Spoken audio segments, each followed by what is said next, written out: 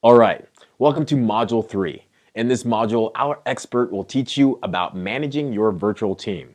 So get ready to take some notes and let's jump right in. Once you've got your freelancers or your permanent team members on board and ready for work, you're going to need to manage them. Keep in mind you're working with human beings who are just like you, just like me. They procrastinate, they need help, they need a little nudge every now and then. So working with people and managing them and staying on top of them is absolutely critical. And you need to make sure you're doing that the best way possible to get the best bang for your buck. Otherwise, there's no reason to be outsourcing to people. You might as well just do it all yourself and keep all that weight on your shoulders, right? So if you're going to do it right. Now, there's a lot of different options out there for managing teams, managing tasks, managing workflows, right? And just getting work done.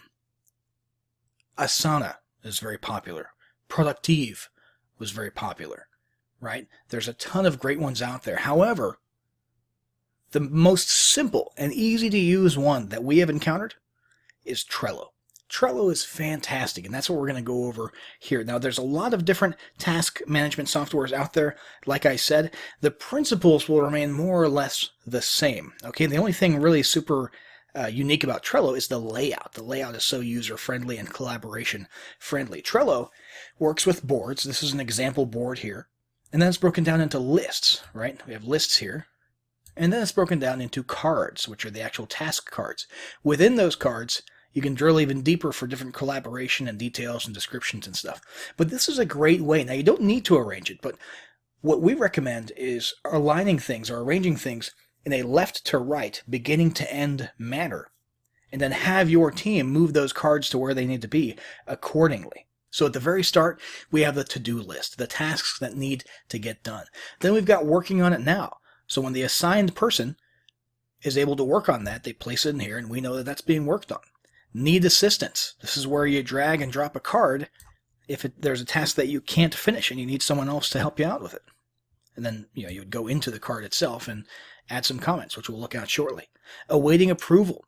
Okay, if you've got things, workflows, processes that include a final QC, that require a final thumbs up before you go ahead with them, right here in this list. And then finally, done, where you keep a log of all the tasks that have been finished. Now, the great thing about Trello is it's all real time. So your team, all the way on the other side of the world, in the Philippines, let's say, or you got some folks in India, you got some folks in Germany, as they move these things around, okay? Let's say Bob discussed or is discussing pricing with Randy, okay? Bob's tracking down that task. So Bob comes over here and he drops it in the working on it now task, or the working on it now list. Okay? And once he's done, he's going to drop it right here. And you'll see that happen the very second that he does it on the other side of the planet. It'll actually be happening right here from your dashboard. So you can just keep tabs on what your team is doing and whether or not they're doing what they need to be doing, whether they need help, assistance, QCs, that sort of thing. And you have a hugely beneficial big picture overview of what's happening in your company. So this is a great way to do project management. As I said, you can also drill down into the cards and look for more details and comments. So let's say, for example, the person who is handling building linking funnel pages in JVZoo. They run into an issue, so they put it into the need assistance list. Come over here and it says, need clarification on which listing is upsell 1 versus upsell 2. Okay, because we gave them a description based on an earlier discussion. However, they need more clarification. Does that kind of make sense? Then there's assigning. You can actually, while you're typing out these cards, assign them to a specific person. This one is obviously assigned to a specific person. Some of these other ones are just up for grabs.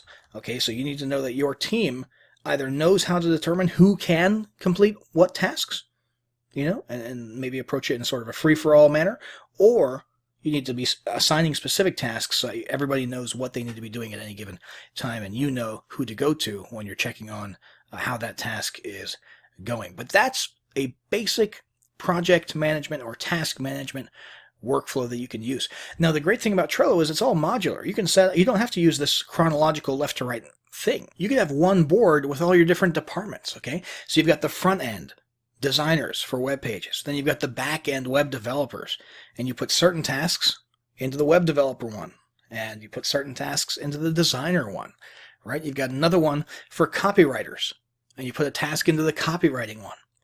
And then they know, based on their workflow, that once they're done typing, they move that card into the web design one. And they say, hey, the copywriting is done. It's in this document. Please take it and incorporate it into the design of the sales page, right? So you could set it up that way if you wanted to. You can set it up however you want, and that's what makes Trello so great. Now, there is one thing that I want to say about collaboration and managing your team before we end this video, and that is, at all costs, avoid using email. Email is the worst thing in the world for collaborating with people. If you need to actually be talking back and forth textually with your team, it's highly, highly recommended that you use Slack. Slack is fantastic. Slack is basically a giant chat room with a ton of different channels. Okay? And instead of people having to track down old emails, that were sent out, a week ago or 2 months ago, or sift through, a million different emails that are irrelevant to get to their work-related emails, it's just a complete pain. With Slack, everything's just in one place. All right, with Slack, you've got these little chat rooms with channels, okay, and there's a ton of different cool abilities as well. But basically, you're just keeping all of your work stuff in one area, one platform for all work discussion. If you're managing your team right and using a tool like this, you should never have to touch email when it comes to communicating with your staff. All right, you can have channels that are open to the public. You can have direct channels between just you and one particular worker. All right, you can have goof-off channels where people just go in there and post, GIFs and say hello to each other. I mean, Slack is absolutely fantastic. It's the best thing out there for collaboration, and it's free. It's absolutely free. Which is, it sort of makes it a no-brainer. So definitely avoid email, whatever you do, and use an application like Slack for all of your work communication to just keep it all consolidated into one place for your entire team. That would be my last parting piece of advice when it comes to managing and collaborating with and overseeing your team.